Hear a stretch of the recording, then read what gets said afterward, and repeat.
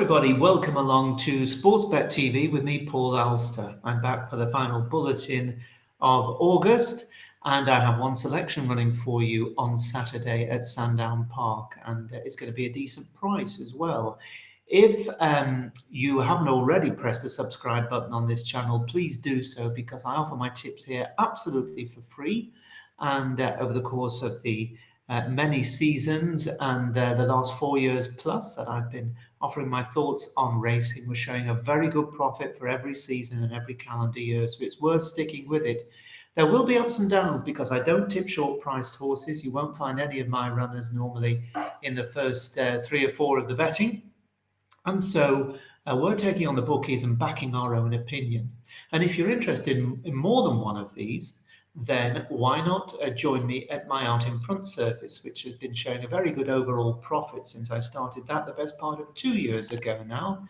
And if you want to find out what I've got in store for you on Saturday, where I have 4 selections across Sandown and Chester, you can click the link that you will find in the description box just below this screen. It's well worth a look, and there are some horses running on Saturday that I do fancy pretty strongly.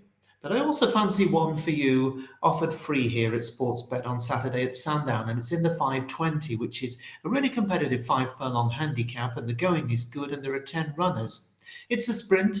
There's always going to be pace in a race like this, but this contest looks as though it might be a proper old-fashioned burn-up, with plenty of the runners liking to really get on with it. And as such, I think the race may be set up for something to come from off the pace to land the spoils. Now, Lil Guff, trained by Daniel and Claire Kubler, did just that over the course and distance 3 starts ago. She was unable to hold her early position. The race ran at a furious gallop. She was soon towards the rear, but then she travelled nicely back onto the bit and had to wait for a gap to appear. And when it did, she surged through to score nicely. And after 2 moderate subsequent runs, she's now just £2 higher than that winning effort, so she does look one for the shortlist. Lil Guff. Now, Good Earth, trained by Michael Harrington, is versatile with regards to tactics, and he had things fall just right for him in a small field at Newmarket last time out. He beat Lil Guff over the course and distance last August and ran well on his only other start at this track, so despite a £5 rise for his latest success, he is certainly not out of it. The top weight in the race is a horse called Agrapart, trained by Jack Shannon. It's drawn widest of all in stall 10, which isn't a great draw. Good Earth, by the way, is out wide as well in 9. So he may have a bit of early running to do if he's going to grab a good position. He does have plenty of early pace, but whether he can sustain his run to the line, having used up plenty of petrol, probably running over from a wide draw, remains to be seen. Spring Bloom is trained by Robert Edry. He's won his last 2 races of late at 6 furlongs, but I'm not sure he'll be suited by the drop back in trip off the higher mark. And the likes of Glamorous Breeze for Chris Mason and Miss Show Off for Clive Cox, who's been absent from the racecourse for 14 months, but looked a very pacey filly. They should make this race certain to be run at a real fast sprint tempo.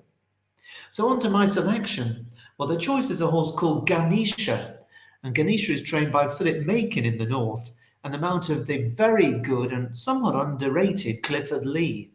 Now, Ganesha represents the yard that has had a dreadful time of things this season, but they do seem to be emerging from the darkness and sent out a winner at Musselburgh just a few days ago, so hopefully that's a sign that the Macon team, for whatever was causing the horses to run badly and below expectation, that they're now over that particular hurdle, and that those poor runs are a thing of the past.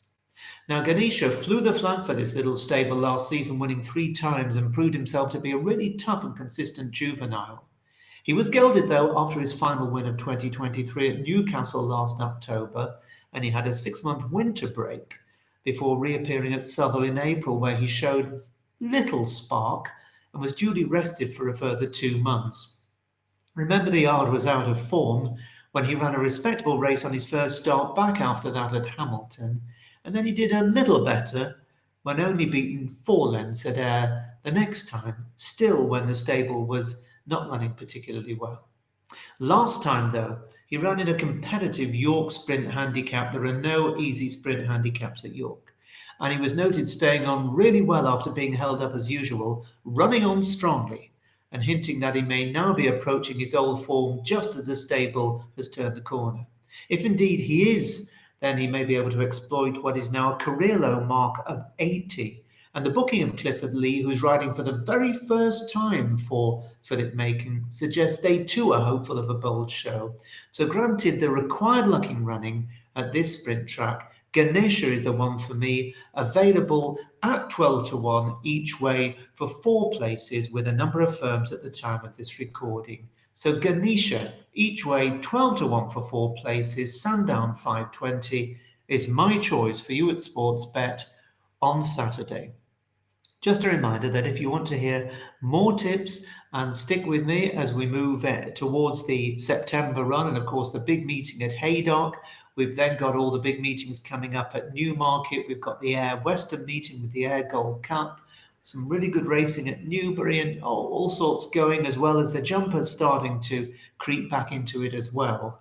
Then really do consider joining up at Out in Front via the link that's in the description box just below this screen. But for now, and in the hope that we're going to get some really good weather this weekend at what could be the start of an Indian summer, I wish you goodbye and look forward to speaking to you again at the same time next week. Bye-bye for now.